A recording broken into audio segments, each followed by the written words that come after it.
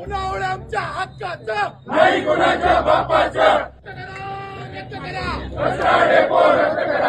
अखेर पुनावळ्याचं dumping yard रद्द झालंच. मंडळी, गेल्या काही महिन्यापासून आपण जो एकजुटीनं आवाज उठवला, आज त्याला खऱ्या अर्थानं यश मिळालेलं आहे. मला अत्यंत आनंदानं सांगावं वाटतंय की पुनावळ्याचं डम्पिंग यार्ड ऑफिशियली रद्द कायमचं झालेलं आहे. आणि त्याचा डीपी प्लॅन सुद्धा मी खाली डिस्क्रिप्शन मध्ये तुमच्या माहितीसाठी जोडत आहे. आता ह्या डम्पिंग यार्डच्या जागेवर आपल्याला स्वच्छ, सुंदर, हिरवगार असं ऑक्सिजन पार्क निर्माण करायला सरकारला भाग पाडायचं आहे.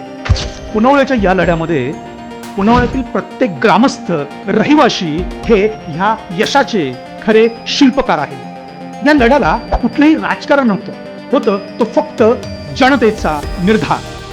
कारण कचरा डेपो नको होता, कारण तो घातक होता निसर्गासाठी, तो घातक होता आपल्या मुलांच्या भविष्यासाठी.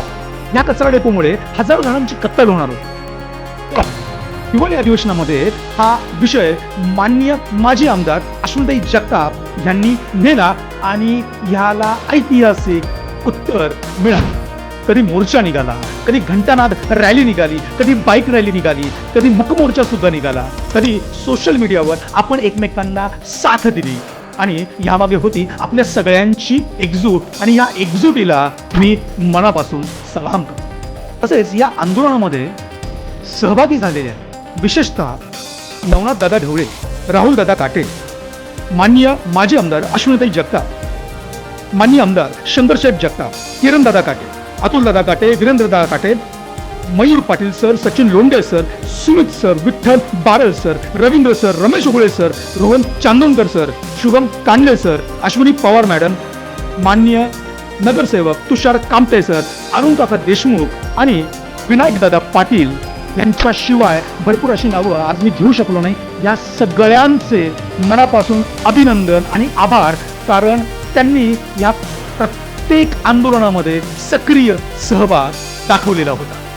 आपण हे करून दाखवलेलं आहे. इथून पुढे सुद्धा चुकीच्या अशाच प्रवृत्तीविरुद्ध, चुकीच्या गोष्टीविरुद्ध आपण आवाज उठवूया, आपण एकत्र येऊ. कारण मित्रांनो, एकजुटीचं बळ हेच सगळ्यात जास्त शक्तिशाली असतं. धन्यवाद.